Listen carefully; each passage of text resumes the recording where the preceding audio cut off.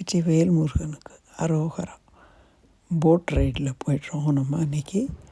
இது ஏவான்கிற ரிவரில் தான் போகிறோம்.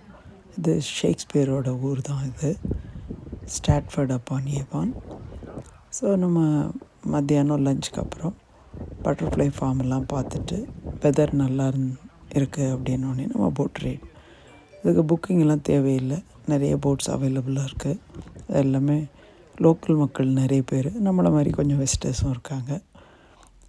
எப்போவுமே இயற்கை காட்சிகள் நமக்கு மனதுக்கு ரொம்ப சந்தோஷமாக இருக்கும் இல்லையா?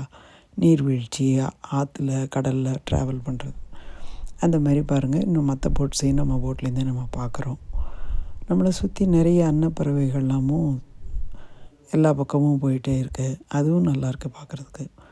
எங்கள் போட்டில் கம்ப்ளீட்டாக நம்ம போகிற பாதையிலையும் வர்ற பாதையிலையும் என்னெல்லாம் பார்க்குறோம் அப்படிங்கிறத ரெக்கார்ட் பண்ணி அதை ப்ளே பண்ணுறதுனால நமக்கு எல்லாமே கம்ப்ளீட் விஷயங்களும் நம்ம யாரையும் கேட்காமலே தெரிஞ்சுக்க முடியறது. இந்த ஊரோட எல்லா சிறப்புகளும் அதில் சொல்கிறாங்க. ஷேக்ஸ்பியர் பிளேயில் உள்ள பாட்டெல்லாமும் அதில் ப்ராட்காஸ்ட் பண்ணுறாங்க. ரொம்ப நல்லா இருந்தது. அப்புறம் நம்ம ஒவ்வொரு பிரிட்ஜு அடியில் நம்ம போகும்போது ஒரு விசில் பண்ணுறாங்க, பிரிட்ஜ் வருதுங்கிறதுக்கு. திருப்பி வரும்போது அதே மாதிரி தான். அதுவும் ரொம்ப புதுசாகவும் நல்லாவும் இருந்தது கேட்குறதுக்கு. இந்த போட் போகிற 2 பக்கமும் கம்ப்ளீட்டாக இயற்கை காட்சிகளாக இருக்குது.